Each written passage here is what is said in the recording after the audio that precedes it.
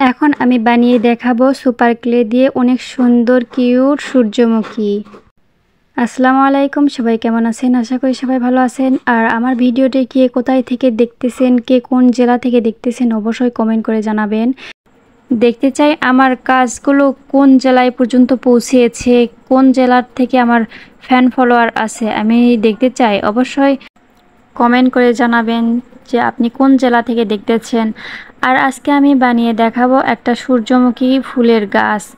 তো এইগুলো যদি আপনারা হলুদের ফুলের ব্যবহার করেন হলুদ মাখানোর জন্য, তাহলে অনেকটাই বেস্ট হবে। তো যারা হলুদ মাখানোর জন্য রেডি ফুল কিনেন অথবা কিনা ফুল কিনেন, কিনা গহনা কিনেন, তাদের জন্য বলবো যে আপনারা বাড়িতে চাইলে সুপার ক্লে দিয়ে খুব সুন্দর করে নিজের ডিজাইন নিজের মনের মতো করে বানিয়ে নিতে পারবেন। আর এই সুপার ক্লের দাম কিন্তু বেশি নয়, মাত্র 70 থেকে 80 টাকা। একটা বক্স নিলে অনেকটা ফুল তৈরি হবে। তো আপনারা চাইলে মনের মতো ডিজাইন করে বানিয়ে নিতে পারবেন।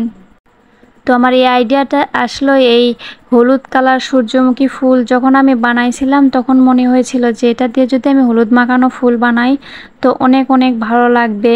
তো আমি আজকে একটা সূর্যমুখীর গাছ বানিয়ে দেখাবো। তো চলুন সাথেই থাকুন।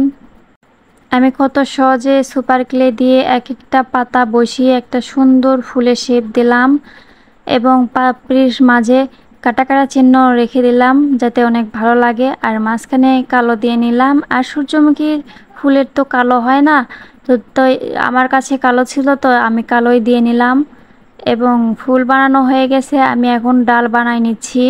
তো একটা লাঠি বা কঞ্চি যাই যেটা পারেন, যেখানে আপনার হাতের কাছে যেটা থাকবে। আমার কাছে একটা ইউক্যালিপটাসের ডাল ছিল, সেটাতে আমি সবুজ কালারের ক্লে নিয়েছি এবং পুরোটা এভাবে বিছিয়ে নিচ্ছি, কারণ ডালের কালার তো সবুজ হয়। তো আমি সেই জন্য সবুজ কালার পুরোটাই করে নিলাম। দেখেন হয়ে গেছে আমার ডাটি বানানোটা। আমি এখন এটা ফুলের সাথে সেট করে নেব। আপনারা চাইলে সহজে ক্লে দিয়েও এখানে জোড়া লাগাইতে পারবেন। তো আমি এখানে আটা ব্যবহার করব, কারণ আটা দিলে আর নষ্ট হওয়ার ভয় থাকে না। আর আমার কাছে এই আটাটা ছিল তাই আমি এই আটাটা ব্যবহার করতেছি। আপনারা চাইলে এখানে কাগজে বসানো আটাটাও ব্যবহার করতে পারেন অথবা গ্লুগানের আটাও ব্যবহার করতে পারেন। তো আমার কাছে এটা ছিল, আমি এটা করে নিয়েছি। আমি টবের তেমন ডিজাইন করিনি, তবে আমার সামনের আগের ভিডিওতে টবের ডিজাইনগুলো আছে, তো আপনারা চাইলে সেখানে দেখে নিতে পারেন। আমি এখানে শুধু সামান্য একটা ওষুধের কৌটা নিয়ে সেখানে মাটি ভরায়ে আমি ফুলের গাছগুলো বসাই দিছি। আপনারা চাইলে আরও সুন্দর করে টব বানাই নিতে পারবেন। এই তো আমার ফাইনাল লুক। কেমন হয়েছে অবশ্যই কমেন্ট করে জানাবেন।